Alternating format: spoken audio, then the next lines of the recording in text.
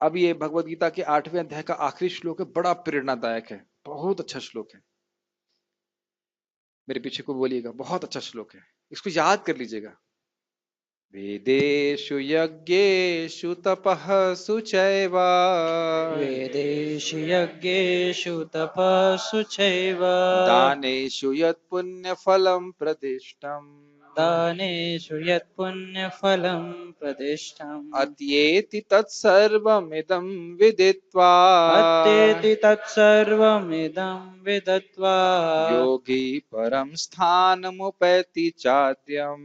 योगी परं स्थानमुपैति फिर से चाद्यम्। एक बार बोलेंगे, वेदेषु यज्ञेषु तपःसु चैव वेदेषु यज्ञेषु तपस्सु चैव दानेषु यत्पुण्यफलं प्रदिष्टम् दानेषु यत्पुण्यफलं प्रदिष्टम् अत्येति तत्सर्वमिदं अत्येति तत्सर्वमिदं विदित्वा अत्येति तत्सर्वमिदं विदित्वा योगी परं स्थानमुपैति चाद्यम्। योगी परं स्थानमुपैति चाद्यम्। इस श्लोक का विषय है दोनों हाथ घी में और सर कढ़ाई में। क्या विषय है? दोनों हाथ घी में और सर कढ़ाई में। क्या विषय है? घी में और सर कढ़ाई में। अच्छी बात है, दोनों हाथ घी में, गरम घी नहीं है मतलब तला नहीं जा रहा है। कहने का मतलब है विन विन सिचुएशन, हर तरह से सुखी। तो देखिए, वेद पढ़ने से, वेदेशु, यज्ञ यज्ञ पढ़ने में जो पुण्य है, तपस्या करने में जो पुण्य है, वेदेशु यज्ञेशु तपस्सु च एव एव निश्चय ही। वेद वेद कितना पढ़ा है? किसी ने पढ़ा है वेद? ठीक, नहीं पढ़ा। आपने वेद पढ़ा है, चलिए गुड। लेकिन ये क्यों नहीं बताया कि कृष्ण भगवान है? ये नहीं पता चला ये नहीं बताया था ये बात है। देखिए, वेद पढ़ने का उद्देश्य है, अरे माता जी के साथ ही नहीं, एक और माता जी है, वो भी खूब संस्कृत पढ़ी हुई है, कह रही हमने खूब पढ़ ली संस्कृत संहिता ये वो, लेकिन समझ में नहीं आया कि कृष्ण भगवान है। मैं बताया क्योंकि जो समझा रहा था उसको ही समझ में नहीं आया ये बात है। तो खैर, वेदेशु, वेद पढ़ने की वजह से, यज्ञ करने से जो पुण्य मिलेगा, तपस्या करने से जो पुण्य मिलेगा, दान करने से जो जो पुण्य प्राप्त होता है, पुण्य फलम प्रतिष्ठम, जो जो इन कार्यों को करने के द्वारा पुण्य मिलता है, अत्येति तत्सर्वम इदम विदित्वा योगी, वह योगी को सारे पुण्य मिल जाते हैं। लेकिन देखिए, वेद पढ़ने से, यज्ञ करने से, तपस्या करने से और दान करने मात्र से हम भगवान के धाम की प्राप्ति नहीं कर सकते। इसलिए कह रहे हैं योगी परम स्थानम उपैति चा अद्यम, यानी कि इस जगत में जो पुण्य मिलना है और उसकी वजह से जो सुख सुविधा प्राप्त होनी है वह भी भक्त को मिलेगा, और साथ साथ भगवान का धाम भी मिलेगा। इसलिए दोनों हाथ घी में और सर कढ़ाई में। समझ में आया? आपको नहीं लग रहा है कि हम लोग आराम से जीवन जी रहे हैं? श्री प्रभुपाद जी एक बार एक नदी के किनारे कैंप कर रहे थे भक्तों के संग, कीर्तन कैंप होगा कुछ। तो एक व्यक्ति विदेश में, बात घटना है, वो एक नाव में तैरता हुआ है, अपनी नाव थी, और चीखने लगा, तुम लोग कुछ नहीं करते, केवल हरे कृष्णा मतलब नाचते रहते हो, गाते रहते हो, तुम लोग समाज पे बोझ हो, ये है वो है। तो प्रभुपाद ने कहा उसको, चिल्ला रहा था, तो भक्तों ने बोला ऐसा चिल्ला रहा है, कहता है तो उससे बोलो तुम क्यों नहीं आ जाते हमारे पास में, हमें तो कुछ मेहनत नहीं करनी पड़ रही है, आप कह रहे हो कि हमें कुछ मेहनत नहीं करनी पड़ रही है, केवल खा रहे हैं, पी रहे हैं, नाच रहे हैं, आनंद ले रहे हैं, तो आप क्यों नहीं हमारे संग में आ जाते? तो इसलिए भगवान की भक्ति करना इतना आसान नहीं है। आसान नहीं मतलब लोगों के पाप हैं, उनको भगवान की भक्ति में प्रवृत्त नहीं होने देते। आपने सुबह से किसी के ऐसा कार्य किया जो पसीना आ गया हो, बड़े थक गए हो, फेन मुंह से बाहर निकल रहा हो? कुछ भी नहीं, केवल जीभ जब करते करते जीभ थोड़ी बाहर आ जाती है, हाईवे रोना है और तो कोई कठिनाई नहीं कर रहे। हाँ, प्रसाद खाने में थकान हो गई, उसके बाद थोड़ा सो जाते, थक गए प्रसाद खा कर। तो आप देख सकते हैं, अब हम जरा प्रमाण ले लें, एक एक वर्णन कर लें। तो एक नाम जप करने से कितना फायदा है, एक बार कृष्ण बोलने से क्या फायदा है। अगर ये ऐसा बोल रहा हूं तो भी अपराध कर रहा हूं, कि सारे वेद, सारे यज्ञ, सारा तीर्थ भ्रमण, सब कुछ करने का लाभ केवल एक बार कृष्ण बोलने से हो जाता है। इसलिए भगवान का शुद्ध भक्त सेवा पे ध्यान रखता है, मैं कहीं तीर्थ भ्रमण में नहीं करने जाता, तीर्थ भ्रमण करने नहीं जाता। प्रभुपाद जी अपने तात्पर्य में लिखते हैं, तीर्थ क्या है, तीर्थ भ्रमण परिश्रम केवल मनिर भ्रम, से कोई शुद्धिकरण की आवश्यकता नहीं। तीर्थास्पदम शिव विरंचिनुतम शरण्यम, भगवान का स्मरण, चरण कमलों का स्मरण मात्र से गंगा आदि के पुण्य का, स्नान का पुण्य मिल जाता है। तो भक्त लोग भगवान श्री कृष्ण की सेवा में ही लगे रहते हैं। भगवान का प्रणाम करने वाला मुक्त हो जाता है। वृंदावन में रह रहे हैं, चलने मात्र से बहुत सारे पुण्य मिलने, तो जरूरत क्या है और पुण्य अलग से करने की। समझ में आया? कृष्ण की सेवा करके ही व्यक्ति शुद्ध हो जाता है। और बाद में कृष्ण संकल्प तो ले ही लेते हैं कि मेरा भक्त जो प्रणाम कर रहा है उसे मुझे मेरे पास लेके आना है। तो समझ रहे हैं क्यों हमारा मन, हमारी मति भगवान में लगी रहती है। हमें ना वेद पढ़ने की जरूरत है, ना यज्ञ करने की जरूरत है, ना कोई तपस्या की जरूरत है। तपस्या यही कि एकादशी में फास्टिंग करें, जप करें, तो ना कोई और दान करने की जरूरत है। सबसे इंपॉर्टेंट बात है भगवान श्री कृष्ण की भक्ति करने की जरूरत, बस वो कर रहे हैं, उससे सारा कुछ हो जा रहा है। कृष्ण भक्ति कैला सर्व कर्म कृत हुए।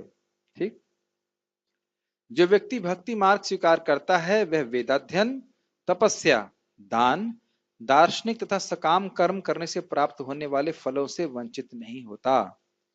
वह मात्र भक्ति संपन्न करके इन समस्त फलों की प्राप्ति करता है और अंत में परम नित्य धाम को प्राप्त होता है। इसलिए जो जप कर रहे हैं, भक्ति कर रहे हैं, उनके प्रति सम्मान की भावना एटलीस्ट भक्तों में तो होनी चाहिए। और कर्मियों का संग करेंगे तो कहेंगे ये क्या कर रहे हैं लोग, तब हमारे मन में क्या कहेंगे उसको, असम्मान की भावना जागृत हो जाएगी भक्तों के प्रति। इसलिए कर्मियों का संग नहीं करना चाहिए, वो भगवान के भक्तों की महिमा को नहीं समझ सकते। तो गीता विभूषण टीका पढ़ते हैं। यह श्लोक 7वें और 8वें अध्याय में वर्णित ज्ञान का वर्णन करता है। स्वर्ग या राज्य आदि फल वेद के अध्ययन के द्वारा, ब्रह्मचर्य और गुरु की सेवा के द्वारा, यज्ञों को उनके संपूर्ण अंगों के द्वारा, शास्त्र अनुसार तपस्या के द्वारा, सही रीति से और श्रद्धा से युक्त होकर दान के द्वारा, जिसमें देश काल और पात्र का विचार हो, प्राप्त होते हैं। ये बात समझ में आ रही है? मतलब पुण्य अगर किसी को प्राप्त होता है तभी स्वर्ग मिलता है या कोई राजा इत्यादि बनता है। तो ये विभिन्न पुण्य के कार्य हैं। यज्ञ करना, यज्ञ मतलब पूर्ण अंगों के संग करना, कुछ छोड़ नहीं देना, और गुरु की सेवा करना, वेद अध्ययन करना इत्यादि, यह सब, और शास्त्र के अनुसार तपस्या करना। जैसे कुछ लोग अपने गाल को यहाँ से फड़वाते हैं, उसका ध्यान सरिया डाल देते हैं, ये कोई तपस्या से भगवान प्रसन्न नहीं होते। किस प्रकार की तपस्या से फायदा मिलता है वो सब वर्णन आगे भी गीता में मिलेगा, उसको वहां चर्चा कर लेंगे। दान देना तो ऐसे नहीं किसी को दान दिया वो उसके मसाला खा रहा है उससे। आपने 10 रुपए दिया, उसने उसे मसाला मतलब गरम मसाला नहीं, मसाला मतलब पान मसाला, तो पान मसाला खा रहा है, तो ऐसा नहीं सोचना चाहिए अब उसका हमने कल्याण करने की भावना से दिया है तो हमको फायदा मिलेगा। अगर दुरुपयोग करता है तो हमें पाप लगता है। तो देश काल और पात्र के अनुसार व्यक्ति को दान देना चाहिए, सारी व्यवस्था है और इससे पुण्य मिलता है।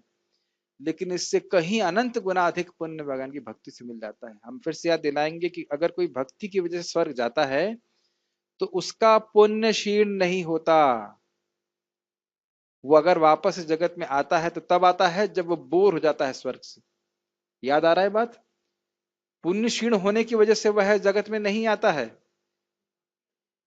जो भक्ति कर रहा है, ये बहुत हमने एकदम स्पष्ट कमेंट्री में पढ़ा था, जब कोई भक्ति कर रहा है, भक्ति से छूट गया तो स्वर्ग प्राप्त करेगा, वापस आता है, लेकिन पुण्य क्षीण हो गया इसकी वजह से नहीं, वह करते करते बोर हो जाता है वहां पे भोग, फिर वो यहाँ पे आता है। ये अंतर देखा, याद है ना? तो जो कोई भी भौतिक लाभ है अगर भक्त चाहता है तो भक्ति करके आसानी से प्राप्त हो जाता है। ठीक है, लेकिन हम लोग क्या इस प्रकार से भक्ति करना चाहते हैं? हम ये चाहते हैं कि हमारा हृदय पूरी तरह से शुद्ध हो जाए। ठीक है, अनन्य भक्ति करना चाहते हैं। तो जी यस, जो कर्म कांड के द्वारा पुण्य अर्जित किए जाते हैं वो तो माइनस हो जाते हैं हाँ, फल भोगने के बाद। भक्ति एक बार भी करने के बाद वो कभी मिटता नहीं है, कभी कुछ नहीं भी मिल हो सकता। जाए। यस, हाँ, नहीं सही है। परंतु मेरा भक्त इन सभी फलों का अतिक्रमण कर देता है। अतिक्रमण मतलब उनको पार कर जाता है।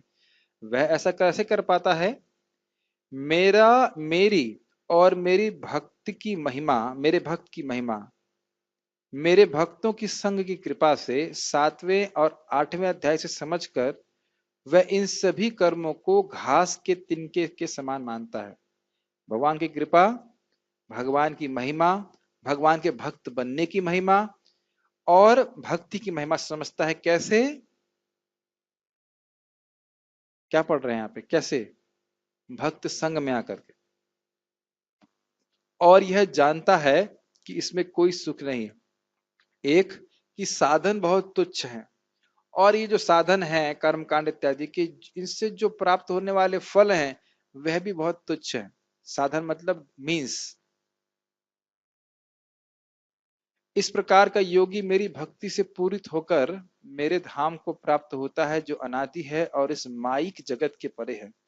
यह तो मैं समझता हूं कि भक्तों को अनुभव हो रहा होगा कि भौतिक वस्तुओं से हम सुखी नहीं होते। कितने लोगों को ऐसा होने लग गया है अनुभव? एक, दो, तीन, चार। अनुभव हो रहा है ना कि भौतिक, भले ही हम भोग में प्रवृत्त भी हो जाएं, वो टेस्ट नहीं।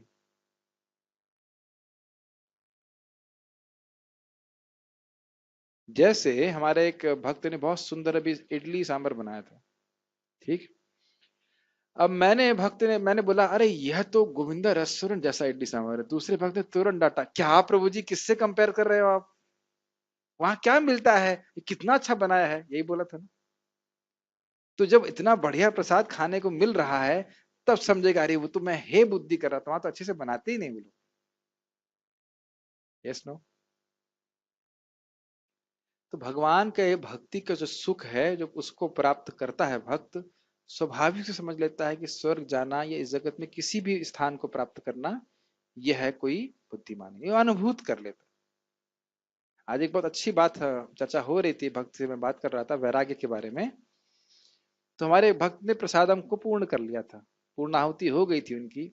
अब सामने पराठा था, खाएंगे कुछ? नहीं नहीं। तो अब इतना वैराग्य क्यों हो गया?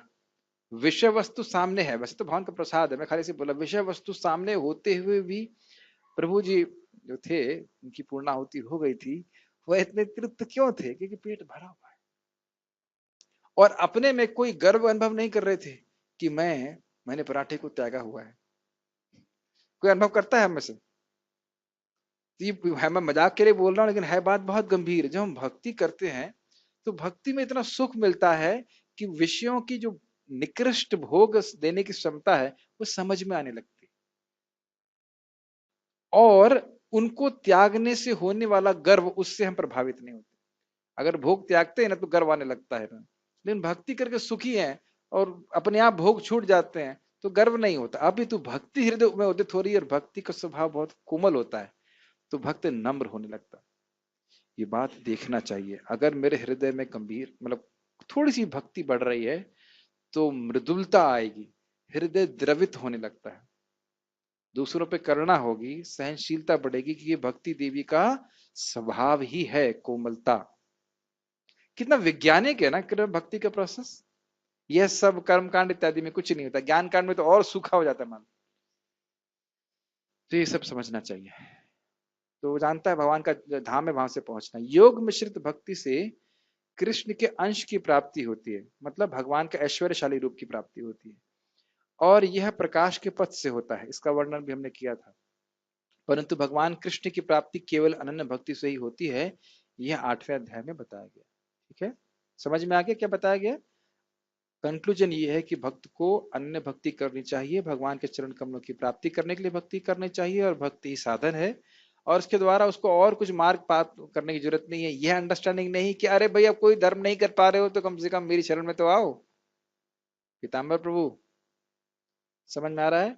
ये अर्थ नहीं कि और कोई धर्म नहीं कर पा रहे हो तो कम से कम मेरी तो मेरा भजन करो, नहीं। आपका भजन कर रहे हैं, कृष्ण का भजन कर रहे हैं, तो और कोई धर्म करने की कोई जरूरत ही नहीं है। Make sense? क्लियर हो गया? गुड। यस प्रभु। कृष्ण से भजे से बड़ा चतुर। इसकी कितना, ये कितने रुपए का एक फूल आएगा?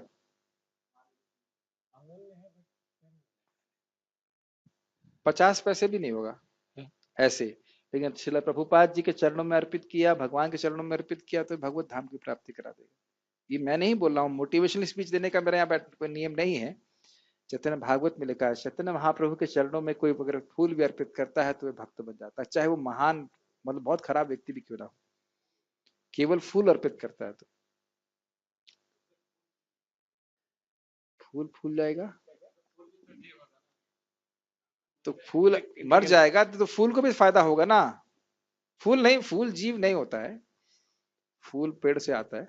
लेकिन जैसे मेरा नाखून काट के कोई अर्पित कर दे नाखून की कोई वैल्यू नहीं है, लेकिन नाखून काट के कुछ अर्पित करे तो नाखून कुछ ऐसा नहीं है, फूल जीवित नहीं होता।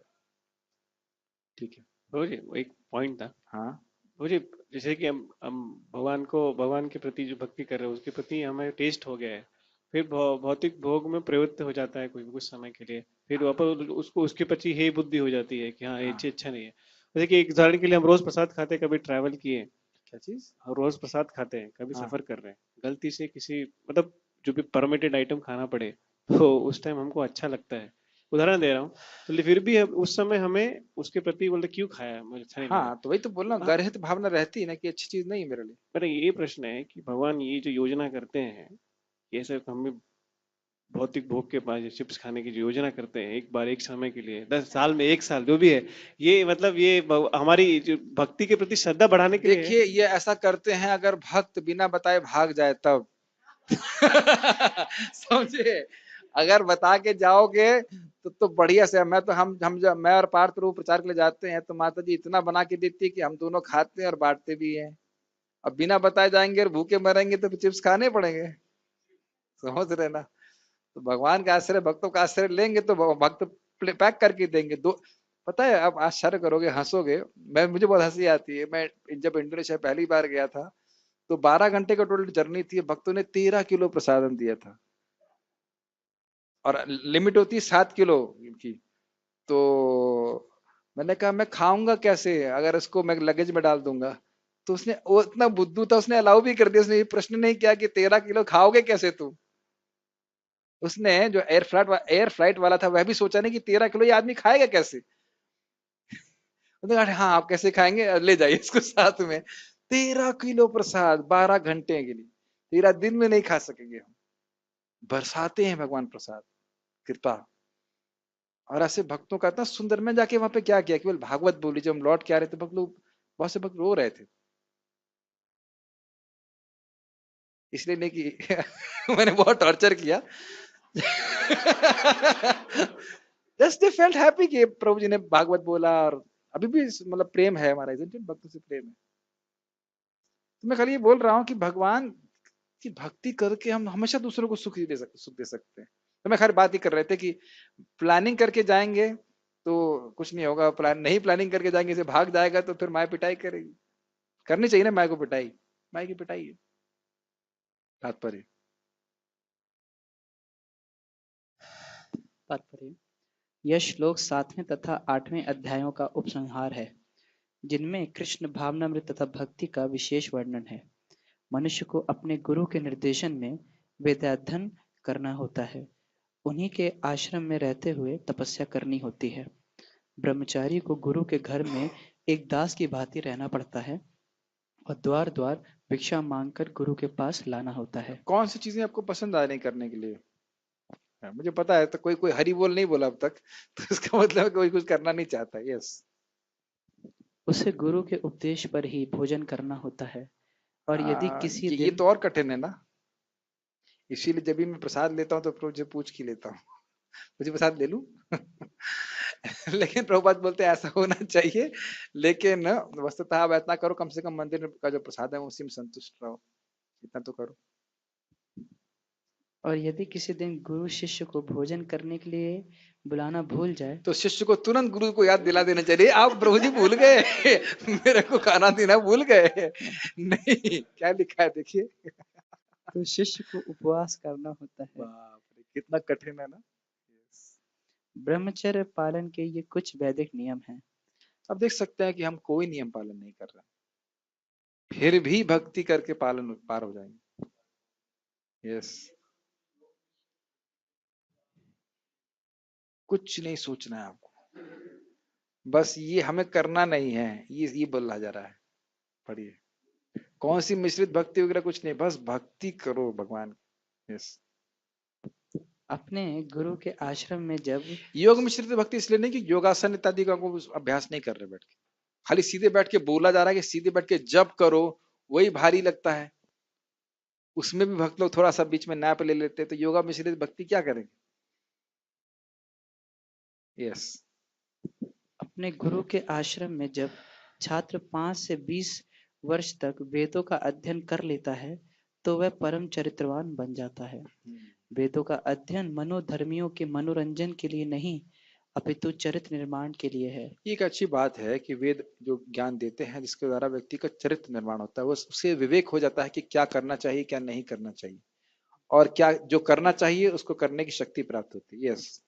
इस प्रशिक्षण के बाद ब्रह्मचारी को गृहस्थ जीवन में प्रवेश करके विवाह करने की अनुमति दी जाती है। अब देखिए कुछ हमारे स्टूडेंट्स के बीच में एक बहस चली कि ये अवैध संघ क्या है, तो बोले कि अवैध संघ बड़ा स्पष्ट प्रपात बोले हैं, पत्नी के अलावा संग नहीं करना और संतान उत्पत्ति के अलावा संग नहीं करना। इसमें बहस का उसको मतलब उसको भोग की इच्छा है। वो सब क्यों है? क्योंकि ब्रह्मचारी जीवन में ट्रेनिंग नहीं है। ब्रह्मचारी जीवन से ही व्यक्ति को ट्रेनिंग हो जाती है कि जीवन का उद्देश्य है शुद्धिकरण, हृदय का शुद्धिकरण, भगवान के धाम की प्राप्ति, मानव जीवन का। तो सारी बातें एकदम इन प्लेस आ जाती हैं कि सब नियम क्यों है। अगर सैनिक को दौड़ाया जा रहा है 12 किलोमीटर, क्यों दौड़वाया जा रहा है? ओलंपिक में फर्स्ट आए वो, क्यों क्यों भाई? अगर क्लियर है कि आगे जाके उसे युद्ध करना है, उसका शरीर स्ट्रांग होना चाहिए, तो इस तपस्या को मतलब है। नहीं तो 12 किलोमीटर इतना दौड़ाते हैं ना, 12 किलोमीटर 5 किलोमीटर जितना भी दौड़ाते हैं, कोई इसका मतलब नहीं समझ में आता। तो अगर ये क्लियर है कि मानव जीवन किस लिए प्राप्त है, ताकि हम मुक्त हो जाएं, तो सारे नियमों का बड़ा समझ में आता है, तो बहुत आसान है। और अगर ये उद्देश्य क्लियर नहीं है तो सारी चीजें फिर बोझा लगेंगी, उस पर बहस होगी उसके ऊपर। यस। इस प्रशिक्षण के बाद वो पढ़ लिया आपने? ओके। गृहस्थ के रूप में उसे अनेक यज्ञ करने होते हैं जिससे वह आगे उन्नति कर सके। उसे देश, काल तथा पात्र के अनुसार तथा सात्विक, राजसिक तथा तामसिक दान में अंतर करते हुए दान देना होता है। इस सब का वर्णन आगे आएगा। यस। जैसा कि भगवत गीता में वर्णित है। गृहस्थ जीवन के बाद वानप्रस्थ आश्रम ग्रहण करना पड़ता है, जिसमें उसे जंगल में रहते हुए वृक्ष की छाल पहनकर और शौर कर्म आदि किए बिना कठिन तपस्या करनी होती है। शौर मतलब बिना बाल कटाए तपस्या करनी होती है। इस प्रकार मनुष्य ब्रह्मचर्य, गृहस्थ, वानप्रस्थ तथा अंत में संन्यास आश्रम का पालन करते हुए जीवन की सिद्ध अवस्था को प्राप्त होता है। तब इनमें से कुछ स्वर्ग लोक को जाते हैं और यदि वे और अधिक उन्नति करते हैं तो अधिक उच्च लोकों को या तो निर्विशेष ब्रह्म ज्योति या वैकुंठ लोक या कृष्ण लोक को जाते हैं। वैदिक ग्रंथों में इसी मार्ग की रूपरेखा प्राप्त होती है। ये क्रमशः मुक्ति का मार्ग है। यस। किंतु कृष्ण भावनामृत की विशेषता यह है कि मनुष्य एक ही झटके में भक्ति करने के कारण मनुष्य जीवन के विभिन्न आश्रमों के अनुष्ठानों को पार कर जाता है। समझ में आया? सार क्या है? कृष्ण भक्ति कैला सर्वकर्म कृत होय। मंगल आरती आते हैं तो कितने पाप नष्ट होते हैं? सैकड़ों मनवंतरों के पाप नष्ट होते हैं एक आरती से। और रोज आए तो, लेकिन आना कब है? जब दूसरा शंख बजे उससे पहले आ जाना है ना। संसार दावना जब समाप्त हो जाए तब आना है, कि पहले शंख से आना है, पहले शंख के पहले आना है। ये है, ये बोलना बड़ा दिक्कत है कि बोलूंगा तो तब कल ही मैं ही नहीं आ पाऊं। एक हमारे सीनियर डिवोटी थे, खूब डांट लगाए, सारे हेड ऑफ डिपार्टमेंट्स को मंगल आरती आना है। अगले दिन उनका अलार्म भी नहीं बजा। फिर बोले भागवतम क्लास में, बोले अरे देखो मैं सबको डांट रहा था और मेरा ही अलार्म नहीं बजा। बेचारे वही नहीं आ पाए। तो वृंदावन में बड़ी परीक्षा हो जाती है, इसलिए उठा देना मेरे को सुबह कल। आज भी मुझे एक भक्त उठा दिया मंगल आरती के लिए, तो फिर मैंने कहा देखो, और उसने इतना कृपालु था, उसने फैन भी बंद कर दिया, उसने कूलर भी बंद कर दिया, तो पता नहीं था। हमने कहा ये कृपा करना चाहता है, अरे प्रभु जी उठो, पाप नष्ट कर लो, ये कहना है। हाँ क्या हुआ? नहीं बदला नहीं दे रहा था, वो बहुत अच्छा था। वो बेचारा उतावला है कि प्रभु जी को भी कृपा मिल जाए, रह ना जाए वो। नहीं, सही बात है, ये भक्त की भावना है। उठ जाए, उठ, सो क्यों रहा है, उठ उठ, ये भावना है। ये भक्तों की भावना ही होती है। वो कोई द्वेष नहीं करते कि अकेले मंगल आरती जाए, दूसरे लोग सोते रहे। ऐसा व्यक्ति की डिवोटी भावना बिल्कुल सही नहीं है कि मैं चला जाऊं और दूसरे को ना जाने दे, ना जाने दें, वो सोता रहे। ये बिल्कुल डिवोटी भावना नहीं है।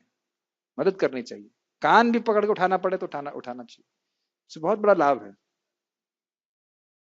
ये तो ये शिक्षा, कान नहीं पकड़ना, लेकिन ठीक। हाँ, इदम विदित्वा शब्द सूचित करते हैं कि मनुष्य को भगवत गीता के इस अध्याय तथा 7वें अध्याय में दिए हुए कृष्ण के उपदेशों को समझना चाहिए। क्या समझ में आ रहा है कृष्ण का उपदेश? क्या समझ में आया? भक्ति, अनन्य भक्ति करना अनन्य होगा। भक्ति, कृष्ण का होकर कृष्ण के लिए कृष्ण का भजन करना। यस। उसे विदित्ता या मनोधर्म से इस दोनों अध्यायों को समझने का प्रयास नहीं करना चाहिए, अपितु भक्तों की संगति से श्रवण करके समझना चाहिए। 7वें से लेकर 12वें तक के अध्याय भगवत गीता के सार रूप है। प्रथम 6 अध्याय तथा अंतिम 6 अध्याय इन मध्यवर्ती 6 अध्यायों के लिए आवरण प्राप्त पात्र हैं, जिनकी सुरक्षा भगवान करते हैं। हाँ, गांधी जी कहते हैं मैं केवल भगवत गीता को तीसरे अध्याय तक मानता हूं। मानते रहो बेटा, जो मुख्य बात है वो तो रह ही जाएगी आपके पास। कर्मयोग को मानते हैं, ठीक है, भक्ति योग को नहीं मानते, मत मानो। अब देख रहे हैं ऐसे ऐसे लोग भी रह चुके हैं। मतलब उनको बोलना चाहिए था तीसरे अध्याय में, फिर भगवान ने इतिश्री क्यों नहीं कर दिया, 18 अध्याय क्यों बोले हैं? तो इसीलिए तो 6 अध्याय बीच के हैं, वो मुख्य है, भगवान श्री कृष्ण की शुद्ध भक्ति का वर्णन करते हैं। अन्य मार्गों का वर्णन करते हैं ये दिखाने के लिए कि भक्ति देखो इसे श्रेष्ठ है, इसमें मत जाओ, इसलिए वर्णन हो रहा है। मेक सेंस ये बात? यदि कोई गीता के मतलब स्वाभाविक है, मान लो किताब है, आपने ऊपर से उसको पलट लिया, हाँ भाई आवरण अच्छा है, और खोला ही नहीं तो फिर फायदा क्या होगा? तो इसलिए भक्ति, अगर भक्ति समझ में नहीं आए कि भक्ति ही सर्वश्रेष्ठ साधन है और भक्ति ही परम साध्य है, तो गीता पढ़ने का कोई फायदा नहीं होगा। पढ़िए। यदि कोई गीता के इन 6 अध्यायों को भक्त की संगति में भली भांति समझ लेता है तो उसका जीवन समस्त तपस्याओं, यज्ञों, दानों, चिंतनों को पार करके महिमा मंडित हो उठेगा, क्योंकि केवल कृष्ण भावनामृत के द्वारा उसे इतने कर्मों का फल प्राप्त हो जाता है। आपको अगर ये लगे कि भाई 16 माला करना बहुत कठिन है, तो कल यज्ञ कीजिएगा एक, फिर समझेंगे कितना कठिन है। दान करने के लिए तो पैसे ही नहीं है, कितना कठिन है। और फिर कंपेयर कर लीजिए कि जप करना कितना आसान है। हरे कृष्णा कृष्ण कृष्ण हरे हरे, हरे राम राम राम हरे हरे, हरे कृष्ण राम हरे कृष्ण। उसमें भी आलस, उसमें भी जल्दी, हरे कृष्णा भी नहीं बोलते ठीक से, तो उसका उच्चारण तो कम से कम स्पष्ट रूप से कीजिए। पढ़िए। जिसे भगवत गीता में तनिक भी श्रद्धा नहीं है, उसे किसी भक्त से भगवत गीता समझनी चाहिए, क्योंकि 4थे अध्याय के प्रारंभ में ही कहा गया है कि केवल भक्तगण ही गीता को समझ सकते हैं, अन्य कोई भी भगवत गीता के अभिप्राय को नहीं समझ सकता। बहुत सिंपल बात है, देखिए बहुत सिंपल बात है। भक्ति की महिमा है, नाम की महिमा है, और जिसको श्रद्धा ही नहीं है तो वो लाभ कैसे उठाएगा? सूर्य नमस्कार की एक बहुत लौकिक एग्जाम्पल दे रहा हूँ। सूर्य नमस्कार से स्वास्थ्य बहुत अच्छा होता है कि नहीं? हो जाता है। हमारे भक्त क्यों नहीं करते? श्रद्धा ही नहीं है। उसके सारे लाभ हैं, मैं कोई टॉन्ट नहीं कर रहा हूं, लाभ हैं, अनुभूत है, भक्तों को फायदा भी है, शास्त्र अनुमोदित है, लेकिन जो नहीं कर रहा है उसको श्रद्धा नहीं है। बहुत लंबे समय तक भी नहीं करना पड़ता है। इस जगत में हम देखते हैं प्राणायाम का बहुत लाभ होता है, लोग नहीं करते है, ये तो क्या है। अब भक्ति की महिमा तो बहुत ज्यादा है, असीमित है, लेकिन जिसकी श्रद्धा ही नहीं है, उसके हृदय के पाप के कारण उसे करेगा ही नहीं। ये बात हम 9वें अध्याय में भी देखेंगे इस बात। तो दुनिया दुनिया के कार्य करेगा, लेकिन भगवान में श्रद्धा नहीं रखेगा तो सिद्ध नहीं हो पाएगा। तो जो कैसे श्रद्धा जागृत होगी? सताम प्रसंगात मम वीर समुद्र, भक्तों के संग में आकर सुने, और जब सुनेगा तो उसकी श्रद्धा बहुत बढ़ जाती है, बहुत बढ़ जाती है। इसीलिए श्रवण आधार है भक्ति का। पढ़िए, किसी भी चीज का, भोग का भी आधार श्रवण ही है और भक्ति का आधार भी श्रवण ही है। श्रवण ठीक से नहीं करेंगे तो भोग भी नहीं कर सकते। अरे साहब वहां बहुत अच्छा खाने को मिलता है, सुनता है व्यक्ति तो फिर जाके वहां पे खाना प्रयास करता है। वो पिक्चर बहुत अच्छी लगी हुई वहां पे, सुनता है और उसके बाद वहां पे जाता है कि नहीं? तो भक्ति के बारे में हम सुनेंगे नहीं और सोच लेंगे भक्ति ठीक से हो जाएगी, तो बहुत बड़ा मोह है। पढ़िए। अतः मनुष्य को चाहिए कि वह किसी भक्त से भगवत गीता पढ़े, मनोधर्मियों से नहीं। मनोधर्मी मतलब जो अपनी मनोकल्पना से व्याख्या करते हैं। यस। यह श्रद्धा का सूचक है। जब भक्त की खोज की जाती है और अंततः भक्त की संगति प्राप्त हो जाती है, उसी क्षण से भगवत गीता का वास्तविक अध्ययन तथा उसका ज्ञान प्रारंभ हो जाता एक है। पॉइंट ये है कि हम लोग मान लो खोज ना भी कर रहे हैं और भगवान के भक्तों का संग प्राप्त हो जाए तो अब बार बार खोज खोज करके सुनना चाहिए। पढ़िए। भक्त की संगति से भक्ति आती है और भक्ति के कारण कृष्ण या ईश्वर तथा कृष्ण के कार्यकलापों, उनके रूप, नाम, लीलाओं आदि से संबंधित सारे भ्रम दूर हो जाते ये हैं। अपने जीवन में आप स्वयं देखिएगा। कभी आपके हृदय में ऐसा भावना आई है कि हरे नाम एव केवलम? आएगी जब जब करते रहेंगे, भक्ति करेंगे, तब आपको लगेगा कि हाँ हरि नाम ही सब कुछ है। अपने आप अगर ध्यान मतलब हृदय शुद्ध होता है ना, तो अपने आप श्रद्धा आती है ना, बस भगवान का नाम सब कुछ है, ये भक्ति ही सब कुछ है, इसको ही करके मैं पार हो जाऊं और मुझे कुछ करने की आवश्यकता नहीं। ये अपने आप जैसे से हृदय शुद्ध होने लगता है और इसके अलावा मुझे करने की कोई जरूरत भी नहीं। महाराज जी बता रहे थे, we don't need to do so many things, we are doing so many things because we want to do so many things. हमें बहुत कुछ करने की जरूरत नहीं है, हम वो सब कुछ कर रहे हैं क्योंकि हम वो सब करना चाहते हैं।